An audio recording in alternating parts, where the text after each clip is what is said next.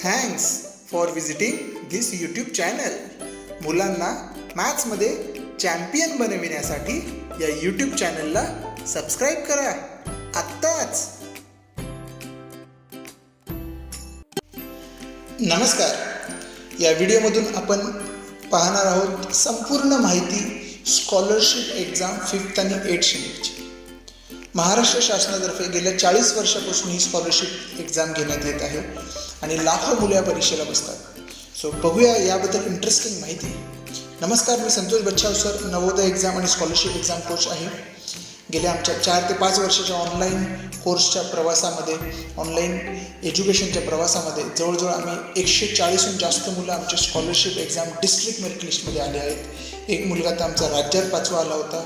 एक स्टुडंट आमचा नाशिक जिल्ह्यामध्ये 27,000 मुलांमध्ये फर्स्ट आला होता. आणि आमचे बाकी बरेचसे स्टुडंट्स डिस्ट्रिक्ट मेरिट लिस्टमध्ये, फक्त डिस्ट्रिक्ट मेरिट लिस्टमध्ये न येता डिस्ट्रिक्ट मेरिट लिस्टमध्ये टॉप 100मध्ये येतात, टॉप 50मध्ये येतात, टॉप 25मध्ये होतात. Which is very proud moment for a teacher like me. तसेच जवाहर नवोदय एक्झाममध्ये देखील 48 स्टुडंट्स आपले सिलेक्ट झालेले आहेत. या 48 स्टुडंट्सचं आपण एज्युकेशन 6 to 12 स्टँडर्डचं एज्युकेशन यांना आज विनामूल्य मिळत आहे.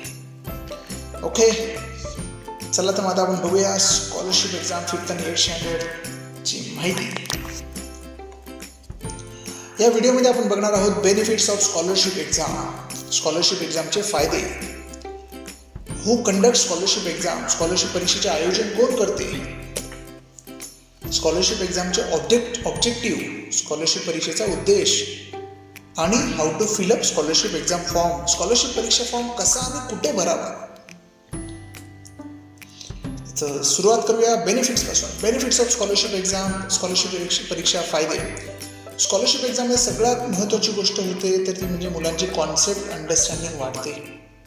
एखादी कॉन्सेप्ट असेल एखाद्या सब्जेक्टमधली तर ती समजून घेण्याची एबिलिटी मुलांची वाढते. नॉर्मली स्कूलमध्ये मुलं पाठ करतात, रट्टा मारतात, लिहून येतात, मार्क घेऊन येतात. त्यामुळे मुलांचं कॉन्सेप्ट किती त्यांना डीप समजलं आहे याची कल्पना बऱ्याच वेळा करण्यास थोडंसं जड जातं, कळून नाही तेवढी. तसेच confidence for outside book questions.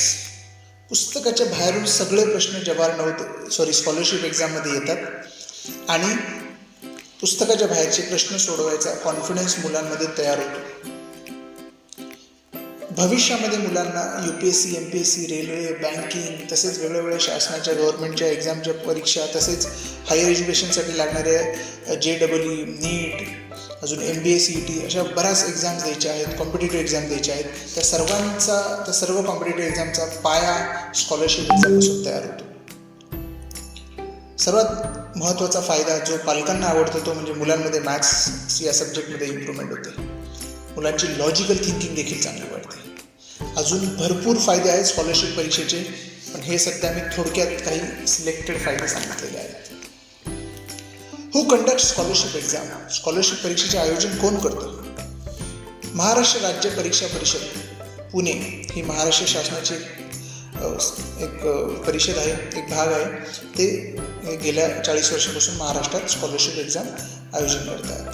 2015 वर्षापर्यंत स्कॉलरशिप परीक्षा ही 4th आणि 7th स्टँडर्डला येते. सो काही स्टुडंट्स इथे असतील त्यांच्या पालकांनी एक्झाम 4th आणि 7th स्टँडर्डला दिली असेल स्कॉलरशिप एक्झाम. 2017 पासून स्कॉलरशिप एक्झाम ही 5th आणि 8th स्टँडर्डला शिफ्ट करण्यात आली. त्याचे काही कारणे नंतर आपण ते बघू एखाद्या व्हिडिओमध्ये. स्कॉलरशिप एक्झामचा फॉर्मॅट, परीक्षेचे स्वरूप आपण आता बघूया. पेपर 1 आणि पेपर 2 असे 2 पेपर असतात आणि प्रत्येक पेपरमध्ये 2 सब्जेक्ट असतात. पेपर 1 मध्ये फर्स्ट लँग्वेज आणि मॅथमॅटिक्स. मग इंग्लिश मिडियमवाल्यांसाठी फर्स्ट लँग्वेज इंग्लिश सब्जेक्ट असतो, मराठी मिडियमच्या मुलांसाठी फर्स्ट लँग्वेज मराठी सब्जेक्ट असतो. Okay, so paper 1 first language आणि मॅथमॅटिक्स. फर्स्ट लँग्वेजचे 25 क्वेश्चन्स असतात आणि 1 क्वेश्चन 2 मार्क्स, 25 क्वेश्चन 50 मार्क्सला. मॅथमॅटिक्स 50 क्वेश्चन्स 100 मार्क्सला आणि टोटल मग 75 क्वेश्चन्स येतात 150 मार्क्ससाठी. आणि जवळपास या पेपर 1 सॉल्व्ह करण्यासाठी 90 मिनिट्स वेळ असतो, 1.5 तास वेळ असतो. नॉर्मली पेपर 1 झाल्यानंतर 1 तासाचा ब्रेक असतो फायनल एक्झामच्या वेळेस, मग पेपर 2 चालू होतो. पेपर 2 मध्ये 3rd लँग्वेज असते. इंग्लिश मिडियमवाल्यांसाठी 3rd लँग्वेज मराठी आहे मराठी मीडियम स्टुडंटसाठी थर्ड लँग्वेज इंग्लिश आहे. सो थर्ड लँग्वेजचे 25 क्वेश्चन्स असतात 50 मार्क्सला. इंटेलिजन्सचे 50 क्वेश्चन्स येतात 100 मार्क्सला. टोटल पेपर टूचे 75 क्वेश्चन 150 मार्क्सला. याला देखील 90 मिनिट्स वेळ असतो. तर 25 + 50 75 क्वेश्चन्स येतात एक्झामला 150 मार्क्ससाठी. अजून एक इंटरेस्टिंग फॉर्मॅट, या फॉर्मॅटमध्ये एक इंटरेस्टिंग गोष्ट आहे ती म्हणजे क्वेश्चनची डिफिकल्टी लेवल. इझी क्वेश्चन्स 30% येतात. जर 150 क्वेश्चनचे 30% काढले तर ते 45 क्वेश्चन्स येतात. सो इझी क्वेश्चन्स 45 येतात. मीडियम लेवल क्वेश्चन्स 40% येतात, म्हणजे 150चे 40% 60 क्वेश्चन्स मीडियम लेवलचे येतात. अगेन डिफिकल्टी लेवल क्वेश्चन्स 30% म्हणजे 45 येतात क्वेश्चन्स येतात. सो 45, 60, 45 असे टोटल 150 क्वेश्चन्सचं ब्रेकअप अशा पद्धतीने दिलेलं आहे. आणि त्यामुळे खूप इंटरेस्टिंग आहे आणि खूप चॅलेंजिंग देखील आहे. मला तर स्कॉलरशिप एक्झाम प्रचंड आवडते. स्कॉलरशिप एक्झामचा ऑब्जेक्टिव्ह, याचा उद्देश नक्की काय आहे, चला तर बघूया. To find a real potential scholar students and encourage them by giving scholarship amount. जी खरी क्षमता आहे ज्या मुलांमध्ये, खरंच हे मुलं हुशार आहेत अशा मुलांना शोधणं, त्यांना प्रोत्साहन देणं आणि त्यासाठी प्रोत्साहन देण्यासाठी त्यांना स्कॉलरशिपची रक्कम देणं, अमाऊंट देणं, हा या स्कॉलरशिप परीक्षेचा उद्देश आहे. आता एक इंटरेस्टिंग गोष्ट सांगतो. स्कूलमध्ये बऱ्याच वेळा जे टॉप 5, टॉप 10 मुलं अशा असतात ना, असं भरपूर वेळा बघण्यात आलेलं आहे की हे मुलं स्कॉलरशिप एक्झाममध्ये पास पण होत नाही. इकडे पूर्ण खेळ स्कॉलरशिप परीक्षेचा हा कॉन्सेप्ट अंडरस्टँडिंगवर आहे. त्यामुळे खरंच याचा ऑब्जेक्टिव्ह खूप छान आहे. To find real potential scholar students and encourage them by giving scholarship amount. आता बघूया आपण आय ओपनर फॅक्ट्स, म्हणजे डोळे उघडवणारे सत्य स्कॉलरशिप परीक्षेबद्दल. महाराष्ट्रामध्ये दरवर्षी 5th आणि 8th स्टँडर्डचे दोन्ही मिळून जर बघितले तर 8 ते 10 लाख स्टुडंट्स स्कॉलरशिप परीक्षा देतात. प्रत्येक जिल्ह्यातून सरासरी 40 ते 50 हजार मुलं परीक्षा देतात. 10 ते 20 हजार कुठल्या जिल्ह्यात जास्त असतील, 10-20 हजार कुठल्या जिल्ह्यात कमी असतील. सरासरी 40,000 to 50,000 एका डिस्ट्रिक्टमधून मुलं एक्झाम देतात. 5th स्टँडर्डचे तुम्हाला सांगू, 5th स्टँडर्डचे जवळजवळ 5 लाख मुलं एक्झाम देतात आणि जवळपास 20 to 24% स्टुडंट्स पास होतात. म्हणजे अराउंड 76 to 80% मुलं पास होत नाहीत. वाव. 8th स्टँडर्डचे फक्त 12 to 15% मुलं पास होतात. त्यामुळे ॲव्हरेज सरासरी जवळपास 85 to 88% मुलं पास होत नाही. इंटरेस्टिंग. आणि दोघांचं मिळून जर आपण जर केलं तर अप्रॉक्सिमेटली जवळपास 80% स्टुडंट्स पास होत नाहीत. वाव. उघडले का डोळे? एवढी जबरदस्त चॅलेंजिंग स्कॉलरशिप एक्झाम आहे आणि मजा पण येते ती एक्झाम द्यायला. आणि ऑलमोस्ट टॉप 2% मुलं हे डिस्ट्रिक्ट मेरिट लिस्टमध्ये येतात. आणि डिस्ट्रिक्ट मेरिट लिस्टमध्ये येणं एक प्रचंड आनंदाची बाब आहे, प्रचंड अभिमानाची बाब आहे. एका मुलांना वर्गामध्ये त्यांच्या क्लासरूममध्ये 40-50 स्टुडंट्समध्ये टॉप आल्यावरती कसं वाटतं? एकदम छान वाटतं. जस्ट इमॅजिन करा, विचार करा, वर्गामध्ये क्लासमध्ये आपल्या डिव्हिजनमध्ये टॉप आल्यावर एवढं छान वाटत असेल तर डिस्ट्रिक्टमध्ये टॉप मेरिट लिस्टमध्ये आल्यावर कसं वाटत असेल त्यांना? यस, मुलांच्या भविष्याचा, उज्ज्वल भविष्याचा पाया स्कॉलरशिपमधून तयार होत असतो. आता सर्व पालकांचा महत्त्वाचा प्रश्न असतो की सर, हा स्कॉलरशिपचा फॉर्म कुठे भरावा?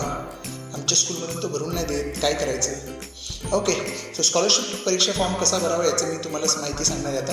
स्कॉलरशिपचा फॉर्म फक्त स्कूलच भरू शकते. स्कूल ॲडमिनिस्ट्रेशन, स्कूल प्रिन्सिपल, स्कूलचे टीचर यांना तुम्ही कॉन्टॅक्ट करा आणि ही वेबसाईट सांगा www.mscepune.in. या वेबसाईटवर जाऊन स्कॉलरशिपमध्ये जाऊन तिथे फॉर्म भरायचा असतो, स्कूलचं रजिस्ट्रेशन करायचं असतं.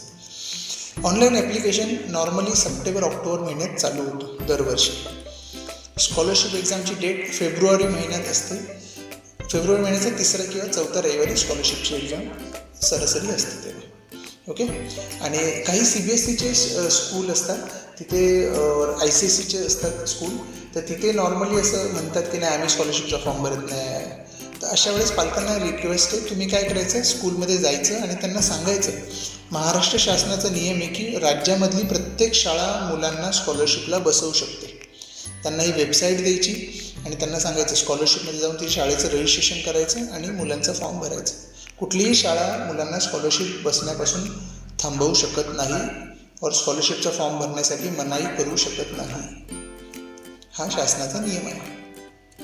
ओके, अशा पद्धतीने बघितलं आपण स्कॉलरशिप एक्झामची माहिती. आणि मला सर्वांना एक सांगायचं आहे, बेस्ट ऑनलाईन कोर्सेस आपल्याकडे अवेलेबल आहेत स्कॉलरशिप एक्झाम 5th आणि 8th स्टँडर्डसाठी आणि नवोदय एक्झाम 5th स्टँडर्डसाठी. आणि अजून एक इंटरेस्टिंग गोष्ट सांगेल, 5th स्टँडर्डच्या स्टुडंट्सला आपण एकाच फीजमध्ये स्कॉलरशिप एक्झाम आणि नवोदय एक्झामचा कोर्स अवेलेबल करून दिलेला आहे. महाराष्ट्रातला one of the best online course. Thank you so much. Thanks for visiting this YouTube channel. मुलांना मॅथ्समध्ये चॅम्पियन बनविण्यासाठी या यूट्यूब चॅनलला सबस्क्राईब करा आत्ताच.